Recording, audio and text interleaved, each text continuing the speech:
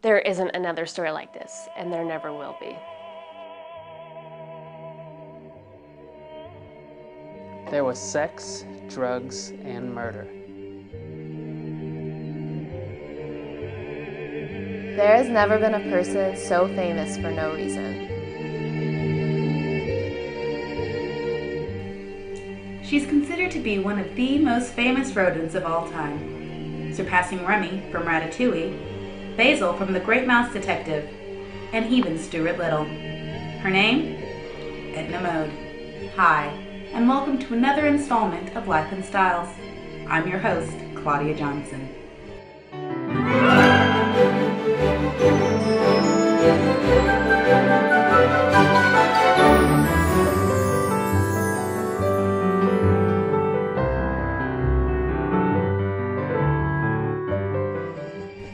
We've all read the tabloids and seen the news coverage about her, but we've never had full disclosure of her life.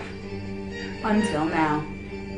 Tonight, you'll have an in-depth look into a life that was so publicized. Edna Mode is a legend. And tonight, with the help of interviews from those who knew her best, you, the audience, will begin to know her as well. Edna Mode. Well, I first got Edna at the age of 4 weeks only. I adopted her from the pet store, and when I first got her, she was extremely timid, and we didn't talk very much, but after some time, we became more comfortable with each other, and our relationship really started to blossom. When Edna met Logan, she went from innocent house rat to celebrity overnight. I met Edna at a party. I knew from the start that she was something special. That's why I took her on as a client. She was very successful in the party circuit.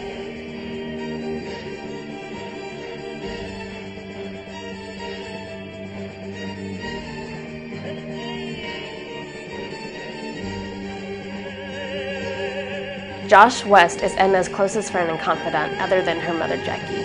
If you saw Edna, one of them wasn't far behind. Men lined up to talk to her. They wanted to sleep with her so badly. Most knew me and her were just friends, but even if they did know, that didn't stop them.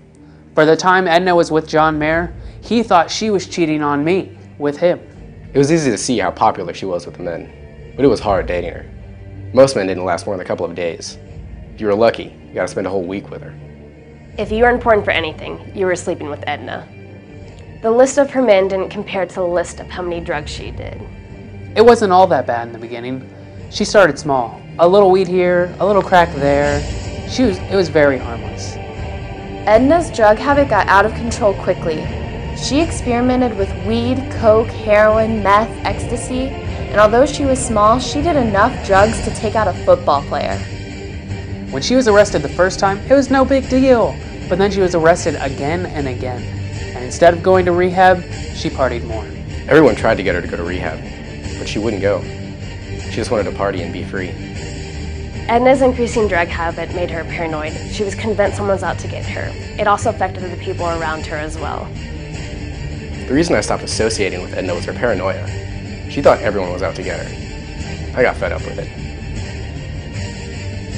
Edna lost a lot of friends because of her drug problem and paranoia. Perez Hilton came out with an article listing the stars that will be dead before 2011, and Edna was at the top of the list. She was fighting some major demons. That's why she was high all the time. If she were sober, she'd have to face the demons she was trying hard to avoid. After John's death, no one heard from Edna anymore. It was a collective decision of her mother and herself to leave the life of glitz and glamour. After the death of John, I just had to put my foot down and bring her back home. The spotlight was just hurting her.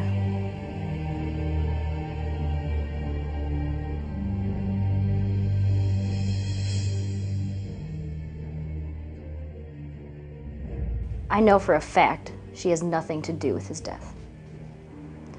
His death really sobered her up. The only thing I'll say about that incident is that it helped Edna get healthy. She's now sober. What you've seen tonight is an in-depth look into the life of Edna Mode. She had very humble beginnings starting in Muncie, Indiana, and when she was discovered, her career took off at an alarming rate. But just as easily as she received stardom, did she succumb to the demons of Hollywood. like a phoenix, she rose through hardships and controversy to live another day. Thank you for watching another episode of Life and Styles. I'm your host, Claudia Johnson. Until next time.